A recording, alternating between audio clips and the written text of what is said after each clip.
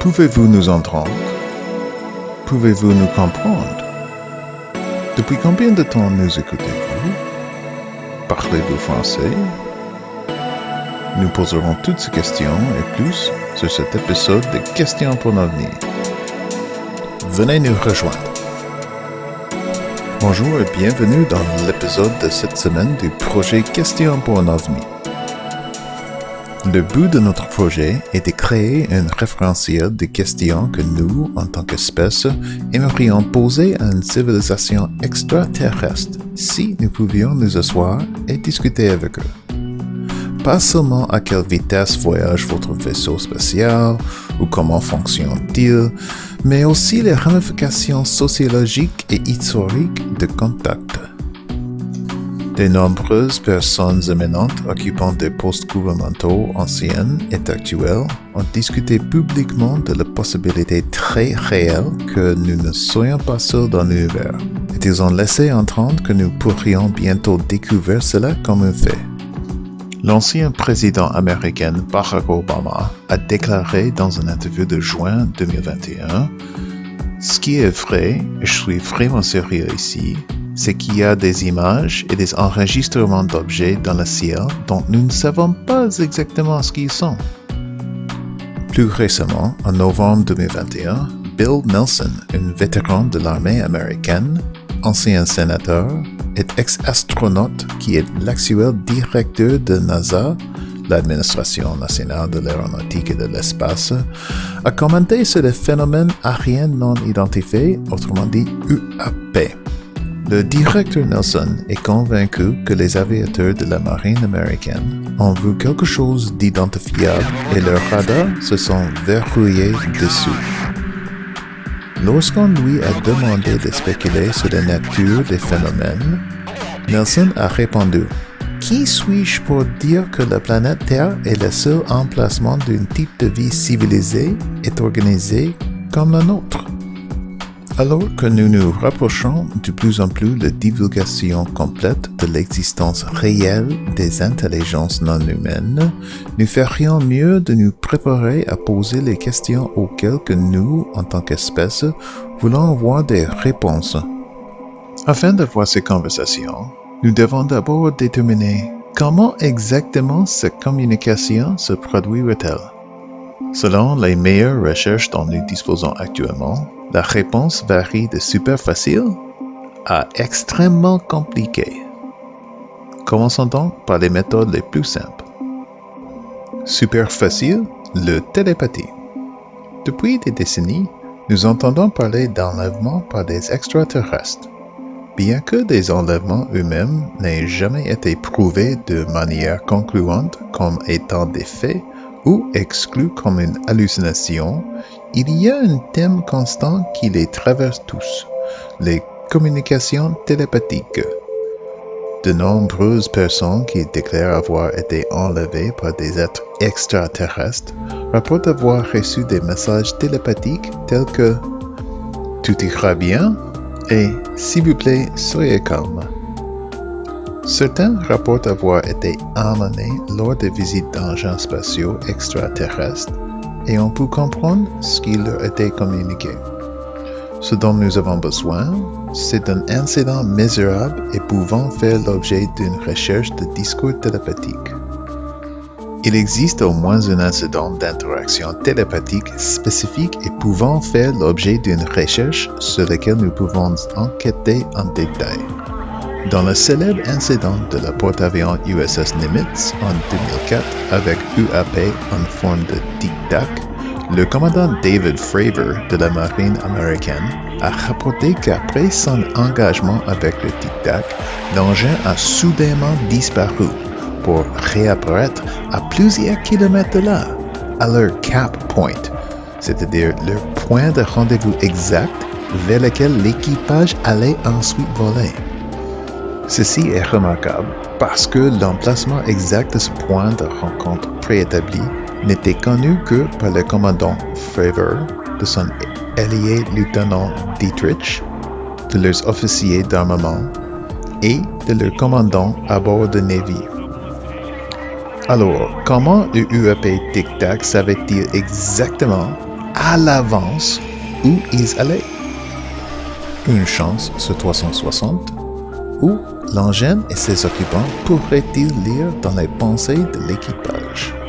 Donc, si ces engins sont d'origine extraterrestre et que leurs occupants peuvent lire nos pensées et nous envoyer des pensées, alors ce serait le moyen de communication le plus simple possible. Point final. Le partage d'idées et d'informations peut commencer immédiatement. Méthode facile, la parole. Nous avons eu des rumeurs et des mythes sur le contact avec les gens du ciel et d'autres êtres d'un autre monde depuis des milliers d'années. Si c'est vrai, ils ont dû être capables de communiquer avec nous d'une manière ou d'une autre. Si une espèce extraterrestre possède la capacité de nous observer, d'apprendre notre structure de langage et d'imiter notre discours, soit directement, soit par le biais d'une technologie, alors nous pouvons commencer à discuter tout de suite. Comment connaît-il nos langues? Eh bien, nous diffusons des signaux radio dans l'espace depuis les années 1900 et des signaux de télévision depuis les années 1930. Seth Shostak, directeur du SETI, autrement dit l'Institut de recherche d'intelligence extraterrestre, a commenté qu'il définit la vie intelligente comme un être capable de construire une radio. Cela signifie que nos signaux radio n'auraient pu voyager que jusqu'à 116 années-lumière, créant une boule autour de la Terre, annonçant que nous sommes ici. S'il y a des extraterrestres à l'intérieur de la boule, ils pourraient connaître Homo sapiens, a déclaré M. Shostak. Vu que la communication de base entre les êtres humains et les extraterrestres devrait être possible, à moins que les choses que nous pensons être comme nos langues, se situer dans le temps et dans l'espace, parler des participants, etc., soient si radicalement différents que le langage humain ne fournit aucun point de départ pour cela. Des activités aussi simples, c'est-à-dire regarder des émissions de télévision pour des enfants, pourraient donner à un extraterrestre un exemple de l'apprentissage de base des langues et ils ont beaucoup de temps pour l'étudier. En ce qui concerne la langue que les extraterrestres pourraient parler, les films hollywoodiens ont toujours laissé entendre que les extraterrestres pouvaient parler anglais. Il est vrai que l'anglais est la langue la plus parlée sur Terre. Par contre, les autres langues ne sont pas loin derrière. Il est donc tout aussi possible qu'ils apprennent le chinois mandarin, surtout si le type pictographique du chinois écrit est plus facile à comprendre pour une raison quelconque. D'ailleurs, si vous voulez vraiment en savoir plus sur notre histoire, notre art et notre culture, vous apprendrez le français. Une méthode un peu plus difficile, la mécanique de la parole non alignée et xénolinguistique. Disons donc que les visiteurs extraterrestres ont appris nos schémas linguistiques et veulent essayer de parler avec nous. Pour savoir si c'est possible, nous devons en apprendre un peu plus sur la façon dont les êtres humains génèrent la parole. La parole est produite en emmenant l'air des poumons vers le larynx, respiration, où les cordes vocales peuvent être maintenues ouvertes pour permettre à l'air de passer à travers ou peut vibrer pour émettre un son, qui s'appelle phonation. Le flux d'air des poumons est ensuite façonné par des articulateurs de la bouche et du nez, qui s'appelle articulation. Ainsi, pour produire des sons de parole pour n'importe quelle langue humaine, vous avez besoin d'une exploration d'air, de cordes vocales et de toutes les structures buccales et nasales nécessaires pour créer des éléments de la parole humaine, tels que la langue, les dents, les voies nasales, les lèvres, le toit de la bouche, l'arrière de bouche, etc. Les extraterrestres manquent de certaines ou de toutes ces caractéristiques. Ils seraient incapables de produire des sons nécessaires à la plupart, sinon à toutes les langues humaines. Il est possible que certaines langues humaines soient plus faciles à prononcer que des autres, comme l'espagnol par exemple, où chaque consonne et voyelle est prononcée, par rapport à l'arabe, qui est particulièrement riche en sons uvulaires, pharyngés et laryngés emphatiques. Nous avons des exemples de cette difficulté ici sur Terre.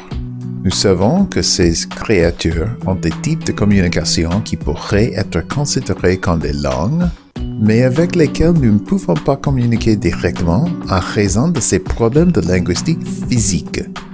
Baleines orques, les dauphins, les gorilles et les autres primates. Pour les épaulards, nous savons qu'ils ont un type de langage et que leur communication varie considérablement selon l'endroit où ils vivent dans le monde. Certaines des premières preuves de différences culturelles entre les orques proviennent des études sur la vocalisation des baleines qui fréquentent les eaux côtières de la Colombie-Britannique et de l'État de Washington. Ces résidents appartiennent à 4 clans, chacun avec plusieurs groupes. Alors que les clans vivent proches des autres clans, leurs gammes se chevauchent même. Leurs vocalisations sont aussi différentes que celles du grec et de la russe. Et les groupes les plus petits, appelés pods, ont les dialectes similaires à un accent anglophone ou un accent québécois. Dans le cas des dauphins, nous savons que des recherches sont en cours pour voir si le son de type sifflement aigu pourrait être interprété et analysé comme un langage. Plus de 80 cultures, par exemple le turc, utilisent encore le langage sifflé pour communiquer sur les longues distances en simplifiant les mots syllabe par syllabe en mélodie sifflée. Les chercheurs tentent de décoder la façon dont les grands dauphins communiquent. Ce sont des mammifères très sociaux avec le plus grand cerveau par rapport à la taille de leur corps, après les êtres humains. Le problème, c'est que nous étudions ces créatures et leur langage depuis des décennies et nous ne pouvons toujours pas leur demander comment se passe leur journée. Pour les gorilles et les autres primates, nous avons pu communiquer avec eux pendant des décennies en utilisant une langue des signes rudimentaires ou une interaction informatique. La langue des signes et des claviers d'ordinateur sont utilisés dans la recherche sur le langage des primates, car les cordes vocales des primates non humaines ne peuvent pas se fermer complètement, étant moins de contrôle sur la langue et la mâchoire inférieure. Cependant, les primates possèdent la dextérité manuelle requise pour le fonctionnement du clavier. Il est maintenant généralement admis que les singes peuvent apprendre à signer et sont capables de communiquer avec les êtres humains. Cependant, il est contesté qu'ils puissent former une syntaxe pour manipuler de tels signes. L'autre problème avec ceci est que les êtres humains et les primates apprennent tous les deux d'un point de vue centré sur l'humain, linguistiquement. C'est-à-dire que nous essayons de leur enseigner nos concepts de langage, qui peuvent être complètement incompatibles avec une vision extraterrestre du langage. Ils peuvent également avoir une mauvaise compréhension du contexte, c'est-à-dire que nous pourrions leur montrer une image d'un marteau. Voulons-nous dire qu'il s'agit d'un outil, d'une arme ou d'un symbole religieux très important dans notre culture? Presque toutes les maisons humaines ont un marteau dans leur garage. À quoi sert-il? Par conséquent, la langue des signes ou la communication basée sur l'image peut être un bon point de départ pour communiquer avec des extraterrestres. Si d'autres moyens échouent, mais il n'y a aucune garantie de succès, est une compréhension plus profonde et complexe. Donc, pour notre perspective extraterrestre, ce n'est pas seulement qu'il soit des différences physiques. Il pourrait facilement y avoir des variations culturelles ou régionales dans leur communication. Ce qui signifie que nous devrions apprendre plusieurs formes différentes de communication extraterrestre pour pouvoir communiquer avec différents groupes extraterrestres ou différentes espèces non humaines. Méthode de communication encore plus compliquée. La lumière. Semblable au code Morse, nous pourrions leur montrer une série de couleurs et de lumières clignotantes et espérons qu'ils ont de grandes compétences en reconnaissance de forme. Mais il pourrait ne le comprendre pas s'il ne traite pas les informations de manière séquentielle de la même manière que nous. De plus, rien ne garantit qu'il traite la lumière de la même manière que nous. De nombreux animaux sur Terre voient des choses dans le spectre ultraviolet que nous ne pouvons pas voir. La musique. Des problèmes similaires à ceux de la lumière. La musique pourrait être utile et magnifique, mais que se passe-t-il s'ils ne peuvent pas entendre dans la même gamme audible? Même les chiens peuvent entendre des sons que les êtres humains ne peuvent pas. Les mathématiques. Les mathématiques sont la méthode de communication préférée pour les communications radio avec une civilisation extraterrestre datant des années 1970. Mais nos mathématiques sont toutes conçues autour de la base 10. Et que ferons-nous si les mathématiques étaient en base 6 ou base 29?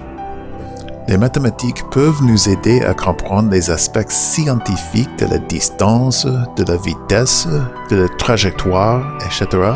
Mais les mathématiques ne peuvent pas nous dire s'ils ont chaud, s'ils sont heureux, qui est leur chef, ou s'ils sont capables d'amour.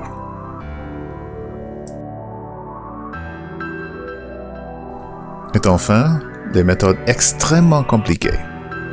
Communication par vibration, comme les araignées qui détectent les vibrations à travers leur toile pour les aider à interpréter leur environnement. Ou la communication chimique, comme des fourmis dans une colonie de fourmis ou des abeilles dans une ruche, utilisant des signaux chimiques pour accomplir des tâches ou envoyer des avertissements. Comment pourrions-nous reproduire ce type de communication? Si quelqu'un fait des recherches dans ce domaine des études, faites-le nous savoir. Donc, si nous supposons qu'une ou plusieurs méthodes de communication les plus simples fonctionnent, voici quelques-unes des questions linguistiques que nous aimerions poser à un extraterrestre.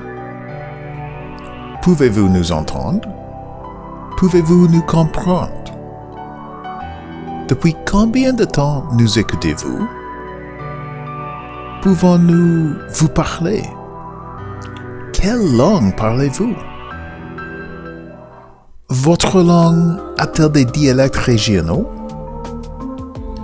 Est-ce que tout le monde sur votre planète parle la même langue? Ou y a-t-il de plusieurs langues comme ici sur Terre? Écrivez-vous? À quoi ressemble votre langue à l'écrit? Connaissez-vous des autres espèces intelligentes et pouvez-vous communiquer avec elles? En parlant de recherche, si vous travaillez dans ce domaine, nous aimerions apprendre de vous et vous aider à diffuser votre travail auprès d'un public plus large. N'hésitez pas à nous contacter directement ou dans les commentaires ci-dessous. De plus, en plus de demander aux gens d'aimer et de s'abonner à notre chaîne, ce qui est une très bonne idée parce que nous ne faisons que commencer, veuillez nous faire savoir quelles questions vous voudriez poser à un extraterrestre si vous pouviez vous asseoir et avoir une interview avec eux. Alors, merci et à la prochaine sur le projet Questions pour un OVNI.